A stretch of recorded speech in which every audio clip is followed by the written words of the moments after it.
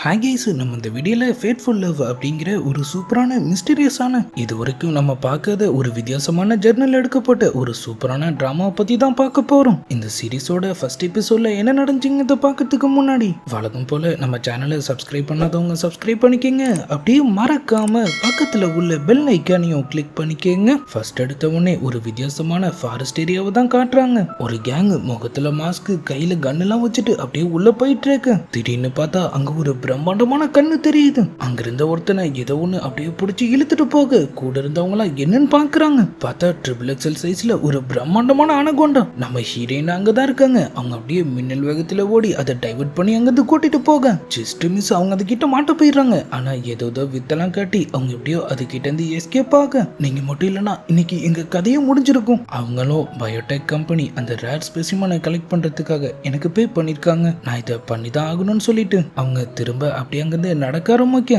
ஒரு கேவ் மாதிரி ஏதோ ஒண்ணு இருக்கு. அங்கிருந்து தான் ஒரு வித்தியாசமான சிக்னல் வரத அவங்க ஆளுங்க நோட் பண்றானுங்க. நம்ம ஹீரோயினும் அவங்க அசிஸ்டன்ட் கிட்ட சொல்லி இவங்களை ப்ரொடக்ட் பண்ண சொல்லிட்டு அவங்க அப்படியே உள்ள போக அந்த இடமே பால் அடைஞ்சு போயிருக்கு. கொஞ்ச தூரத்திலேயே டக்குன்னு தரையும் அப்படியே உடைச்சுக்க அவங்களும் பொத்துனி கீழே போய் விழுறாங்க. இது என்னடான்னு சொல்லி அவங்க அப்படியே டார்ச்ல அடிச்சு பார்த்துட்டு இருக்கு. அப்பதான் அங்க ஒரு வித்தியாசமான டிராகர் இருக்கு. கூடவே சில பெயிண்டிங்ஸையும் அவங்க பாக்குறாங்க. இந்த இடத்துல இப்படி ஒரு டிராகரான்னு சொல்லிட்டு அவங்க அப்படியே அதை கையில எடுக்க அதுல இருந்து ஒரு கிரீன் கலர் ஸ்டோன் அவங்க கண்ணு பறிச்சிட்டு இருக்கு. அவங்களும் தன்னை மறந்து அதை அப்படியே ஓபன் பண்ண டக்குன்னு ஒரு பிரம்மாண்டமான வெளிச்சம். பார்த்தா நம்ம ஹீரோயின் வேற எங்கேயோ அப்படியே நடுத்தெருவுல படுத்துட்டு இருக்காங்க. சுத்தி இருந்தவங்களாம் இவளுக்கு என்னாச்சுன்னு சொல்லி அப்படியே பார்த்துட்டு போயிட்டு இருக்க.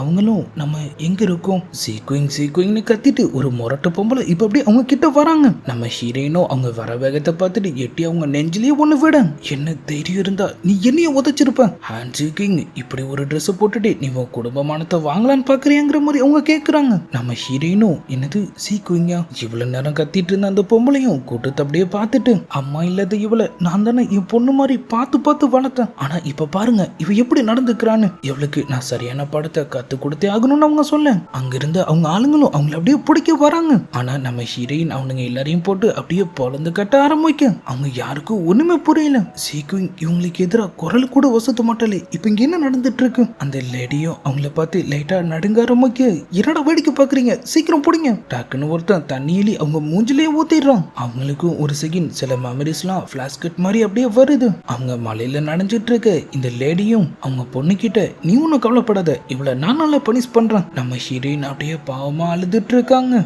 வளர்ந்தும் அதே தான் நடக்குது. அந்த லேடியோட பொண்ணு அவங்கள பயங்கரமா டார்ச்சர் பண்றாங்க. ஒரு கட்டத்துல ஏதோ ஒரு ட்ரிங்க்ஸை அவங்கள கட்டாயப்படுத்தி குடிக்க வைக்க நம்ம ஹீரோயினும் அப்படியே மயக்கமாகறாங்க.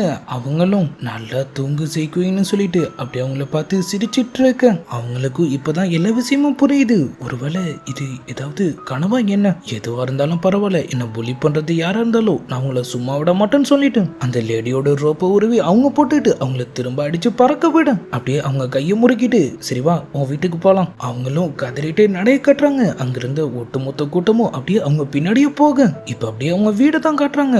ஜி வெளிவான்னு சொல்லி அவங்க ஒரு பக்கம் அவங்க பொண்ணை கூப்பிட்டு கத்த ஆரம்பிக்க நம்ம ஹீரோயினும் இந்த சீக்குய் என்ன இவ்வளவு ஒரு மோசமான வாழ்க்கையை வாழ்ந்துட்டு இருக்கா. சின்ன வயசுலயே அவ அம்மாவை இழந்தது மட்டும் இல்லாம அவ ஸ்டெப் மதர் அப்புறம் அவங்க பொண்ணு கிட்ட மாட்டிட்டு இவ்வளவு கொடுமைகளையும் அனுபவிச்சுட்டு இருக்கா. நீ கவலைப்படாத, இன்னைக்கு உனக்காக நான் பழி வாங்குறேங்கிற மாதிரி அவங்க சொல்ல அந்த லேடியும் மரியாதையா கையை விடுன்னு சொல்றாங்க. விடலனா என்ன பண்ணுவ, மரியாதையா உன் பொண்ணை வர சொல்றியா இல்ல மீதி இருக்கிற ஒன் ட்ரெஸ்ஸையும் ஒரு ஓட்டுமான்னு அவங்க கேட்க கூட்டத்துல இந்த மொத்த பேரும் சீக்கிரம் சொல்லி நாக்க தொங்க போட்டுட்டு நின்னுட்டு இருக்கானுங்க. ஆனா உள்ள அவங்க பொண்ணு அசைற மாதிரியே தெரியல. ஃப்ரெண்ட்ஸ் சீக்கிரமாவே அவருக்கான ஒய்ஃபை செலக்ட் பண்ண போறாரு. இந்த நேரத்துல இப்படி ஒரு பிரச்சனையில மாட்டினா என் பேரை கெட்டுடும். அவங்க மெய்ட்ஸ்லாம் ஆனா அவ உங்க அம்மாவை பிடிச்சு வச்சிருக்கா. அவங்க இவ்வளவு கத்தி நீங்க போலனா அதுவும் தான் உங்க பேரை டேமேஜ் பண்ணும். என்ன பண்றதுன்னு சொல்லி அவங்க முழிச்சிட்டு இருக்கும் போதுதான் அவங்களுக்கு அவங்க அப்பாவோட ஞாபகம் வருது.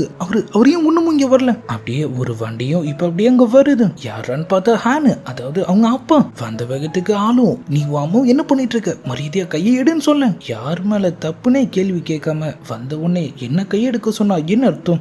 உங்க பொண்ணை வெளியே வர சொல்லுங்கன்னு அவங்க சொல்றாங்க. சீக்குவிங்க எதுவோ வேணாலும் இருக்கட்டும், இப்ப மட்டும் நீ அவ கையை விடலானா அதுக்கப்புறம் நான் உன்கிட்ட மோசமா நடந்துகிட்டேன்னு சொல்லி நீ வருத்தப்படக்கூடாது. நீங்க எப்ப என்கிட்ட நல்லா நடந்துகிட்டீங்கிற மாதிரி அவங்க கேட்க ஆளும் கடுப்பாயிட்டு டக்குன்னு அவரு சாட்டையை எடுத்துடுறாரு. நம்ம ஹீரோயினா அப்படியே அடிக்க வர அவங்க டக்குன்னு அதை அப்படியே பிடிச்சிடுறாங்க. உங்க பொண்ணை வெளியே வர சொல்லிட்டீங்கன்னா இந்த எல்லா பிரச்சனைக்கும் ஒரு முடிவு கிடைச்சிடும். ஆளும் ஆளும் அவளை வந்து தொலைய சொல்லுங்களேன்னு சொல்லி கத்த ஆரம்பிக்கும். டோரும் அப்படியே ஓபன் ஆகுது. அவங்களும் எதுவுமே தெரியாத மாதிரி இப்ப அப்படியே வெளியே வராங்க. நீல ஒரு பொண்ணாடி பெத்த தாயை கதற வச்சு வேடிக்கை பாக்குறேன்னு அவங்க கேட்க நம்ம ஹீரோயினும் நேத்து நீ என்ன பண்ணன்னு சொல்லு.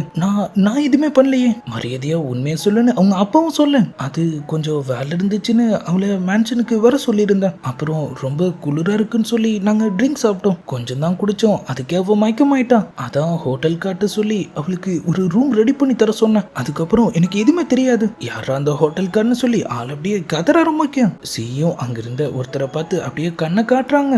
ஆளும் கதறிட்டே அப்படியே முன்னாடி வந்து விழுறாரு. என்ன மன்னிச்சிடுங்க, நான் வேணும்னு இப்படி பண்ணல. நேற்று ஹோட்டல்ல எல்லா ரூமுமே புக் ஆயிடுச்சு. ஆனா சென் வந்து எனக்கு ரூம் கொடுத்தே ஆகணும்னு சொல்லி இன்னும் ரொம்பவே கட்டாயப்படுத்தினாரு. அதான் சீக்கிரம் உள்ள இருக்குது தெரியாமலே நான் அவங்களோட ரூமை அவருக்கு கொடுத்துட்டேன். காலைல ரூம் கிளீன் பண்ண வந்தவங்க அவங்க யாருன்னு அடையாளம் தெரியாம அவங்கள வெளியே தள்ளிட்டாங்கன்னு நினைக்கிறேன். யாரா அந்த சென்னுன்னு சொல்லி ஆளிப்ப கத்தாரம் வைக்க அங்கிருந்து ஒருத்தர் அப்படியே பறக்க முன்னாடி ஓடி வரான். என்ன மன்னிச்சிடுங்களாடு, நான் அந்த ரூம்குள்ள போகும்போது அவங்க அங்கதான் இருந்தாங்க, யாரோ ஒரு பொண்ணு நினைச்சுதான். ஆள் அப்படியே எட்டிட்டு அவனை மிதிக்கிறாரு. நம்ம ஹீரோயினும் நடக்கிற எல்லாத்தையும் அமைதியா வேடிக்கை பார்த்துட்டு இருக்கு. ஹானு பாத்தியா நீ பண்ண வேலை உன் சிஸ்டர் எங்க கொண்டு வந்து நிறுத்திருக்க பாரு. அவங்களும் நல்ல புள்ள மாதிரி வந்து என்ன மன்னிச்சிட்டு சேர்க்குவீங்க, நான் பண்ணது பெரிய தப்பு தான், நீ எனக்கு என்ன தண்டனை கொடுத்தாலும் நான் அதை ஏத்துக்கிறேன். அவங்க அப்படியே போலன்னு அவங்க கண்ணத்துல ஒண்ணு வைக்கிறாங்க. என்ன அடிடான்னு சொல்லி அங்க இருந்தவனா அப்படியே வாய பொழக்க அவங்களும் அப்படியே சமாளிச்சுட்டு திரும்ப வராங்க. நீ கவலைப்படாத, சென் ரொம்பவே நல்ல பையன் தான், நீ அவரை கல்யாணம் பண்ணிக்கிட்டதுக்கு அப்புறமாவும் நாங்க உன்னை ரொம்ப நல்லாவே பார்த்துப்போம் நிஜமாவான்னு சொல்லிட்டு அவங்க திரும்ப அவங்க ஒன்னு கணத்திலே விட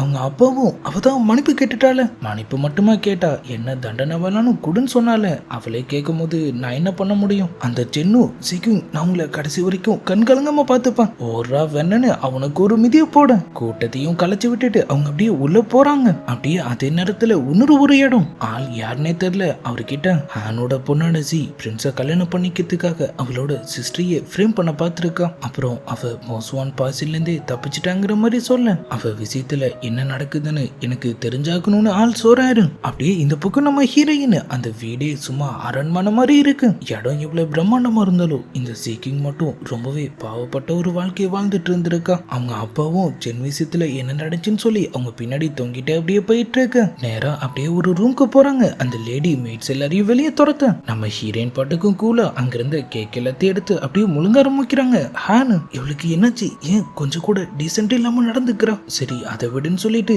ஏதோ நடந்துருச்சு. அந்த சென்னு பார்க்க நல்ல பையன் மாதிரி தான் தெரிகிறான், பேசாம நீ அவனையே கல்யாணம் பண்ணிக்கிறியா. நம்ம ஹீரோயின் உங்க பொண்ணு பண்ண தப்புக்கு நான் தண்டனை ஏத்துக்கணுமான்னு கேக்குறாங்க. நான் என்ன தப்பு பண்ணனு செய்யும் டென்ஷன் ஆக அவங்க அம்மாவும் நல்ல புள்ள மாதிரி அவங்கள அமைதியாக்கிட்டு ஓ சிஸ்டர் கொஞ்சம் கோவமா இருக்கா, ஒரு டீயை கொடுத்து அவள் அமைதியாக்கு. அவங்களும் முகத்துல நம்ம ஹீரோயின் போட்ட மார்க்கோட வந்து அப்படியே அவங்களுக்காக டீலாம் கொடுத்து ஏதோ நடந்துருச்சு. அந்த செங்க கல்யாணம் பண்ணதுக்கு அப்புறமா நீ எங்கெல்லாம் மறந்துடக்கூடாது, அடிக்கடி வீட்டுக்கு வரணும். அவங்களும் அதை அப்படியே வாங்குறாங்க. ஒரு வழியா அவ ஒத்துக்கிட்டான்னு சொல்ல நம்ம ஹீரோயின் டக்குன்னு அந்த டீ மொத்தத்தையும் தரையில ஊத்திட்டு இதுல நீ பாய்சன் கலந்திருக்கியே இல்லையான்னு யாருக்கு தெரியும், இதை பாருங்க இப்ப இருந்து அவங்க எல்லாருக்கும் ஒண்ணு சொல்றேன் கேட்டுக்கங்க, என் வாழ்க்கையில இனிமே என்ன முடிவா இருந்தாலும் அதை நான் தான் எடுப்பேன், தேவையில்லாம என் வழியில குறுக்க வராதீங்கன்னு சொல்லிட்டு அவங்க அப்படியே அங்கிருந்து கிளம்ப அவங்க மெய்ட தான் காட்டுறாங்க. அவங்களும் நம்ம ஹீரோயினை அவங்க இடத்துக்கு கூட்டு போயிட்டு இருக்க வழியில ஒரு சூப்பரான ரூம் அவங்க அப்படியே பாக்குறாங்க. ஆனா அவங்க மெய்டு நீங்க மட்டும் இங்க வந்து தெரிஞ்சா உங்களுக்கு திரும்ப பனிஷ்மெண்ட் கிடைக்கும்னு சொல்லி அவங்களை அப்படியே அங்கிருந்து கூட்டிட்டு போக பக்கத்துல ஒரு தமா துண்டு ரூம் இருக்கு. நம்ம ஹீரோயினும் இதான் என்னோட இடமா, அவங்களும் ஆமா நம்ம இங்கதான் இருப்போம்னு சொல்றாங்க. சரி நீங்க ரெஸ்ட் எடுங்க, நான் போய் சாப்பிட ஏதாவது கொண்டு வரேன். அவங்களும் இந்த மெய்ட் பேசுறத பார்த்தா இவளுக்கு உண்மையிலேயே சிக்கிங் மேல அக்கறை இருக்குன்னு நினைக்கிறேன். பக்கத்துல இருந்த ஒரு சிட்டாரையும் அவங்க அப்படியே பாக்குறாங்க. நேரா அது கிட்ட போயிட்டு அதை அப்படியே டச் பண்ண அவங்களுக்கு திரும்ப அவங்களோட பழைய ஞாபகங்கள்லாம் ஃபிளாஷ் ஆகுது. அவங்க அம்மாவும் சீக்விங் குட்டி பொண்ணாவும் ரொம்பவே ஹாப்பியா அங்க அப்படியே விளையாண்டுட்டு இருக்காங்க. இந்த கனவுல எனக்கு அம்மாலாம் கூட இருக்காங்களா. பக்கத்துல இருந்த ஒரு பாக்ஸையும் அவங்க அப்படியே டச் பண்ண அதுக்குள்ள அவங்க எடுத்த அந்த டிராகர் இருக்கிற மாதிரியான சில விசுவல்ஸ் எல்லாம் அவங்களுக்கு அப்படியே ஃபிளாஷ் ஆகுது. அவங்களும் டக்குன்னு அப்படியே அந்த பாக்ஸை ஓபன் பண்றாங்க. ஆனா உள்ள எதுவுமே இல்ல. அந்த மெய்டும் இப்ப அவங்களுக்காக சாப்பாடு கொண்டு வராங்க. நம்ம ஹீரோயினுக்கு லைட்டா டவுட்டா இருக்கு, உங்ககிட்ட சில்வர்ல ஏதாவது ஜுவல்ஸ் இல்ல நீடில்ஸ் இருக்கா, நான் பாய்சன் இருக்கான்னு செக் பண்ணணும், என்னையே நீங்க சந்தேகப்படுறீங்களா, சரி அப்ப கொடுங்க நான் சாப்பிட்டு காட்டுறேன்னு அவங்க சொல்ல நம்ம ஹீரோயினும் இல்ல பரவாயில்லன்னு சொல்லிட்டு அவங்களே அதை அப்படியே சாப்பிட ஆரம்பிச்சிடுறாங்க. அப்படியே கட் பண்ணா இப்ப பேலஸ்